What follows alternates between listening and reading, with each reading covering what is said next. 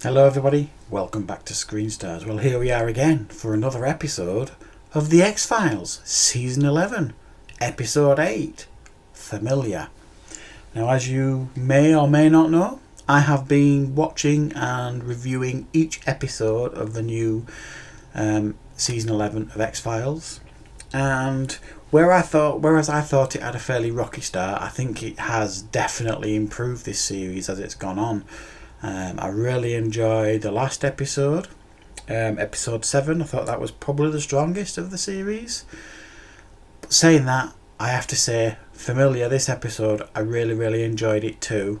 I thought it was X-Files at its best, really well written. And even though, this episode kind of focuses on witchcraft, and even though we've had similar episodes over the years with X-Files, as I've mentioned previously, there's been that many episodes of the X-Files now.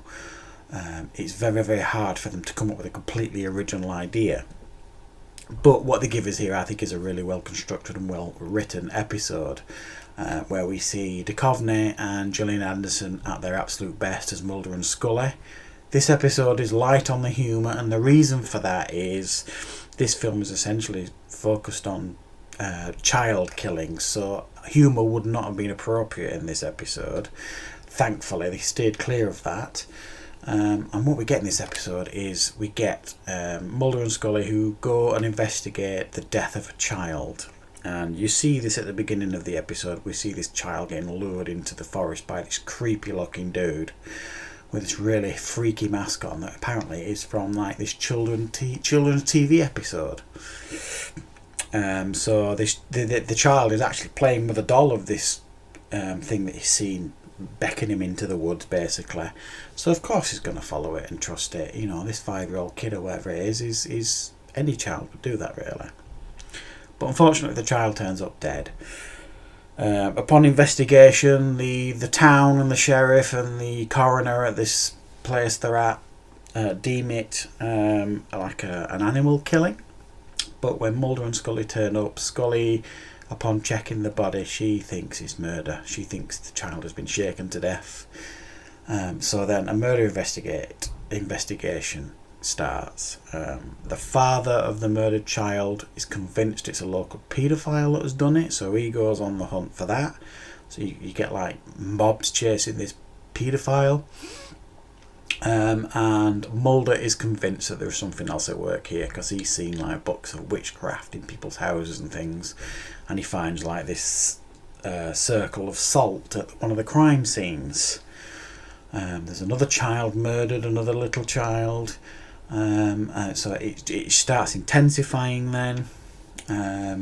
They really want to find this paedophile, and certainly the town. But like I said, Mulder's convinced that it's not this convicted paedophile or sex offender, and he thinks it's something to do with witchcraft. Now, the only real negative I've got with this episode is the fact that, again, and I've said it before, after all these years, Scully still has a hard time believing these wild ideas that Mulder comes up with. And you would think after everything she's seen, after all these years, she would trust him a little bit more, instead of just dismissing his stuff, his theories. And 9 times out of 10, it's proven to be correct what he says, as it is in this episode. And it just bothers me, do you know what I mean?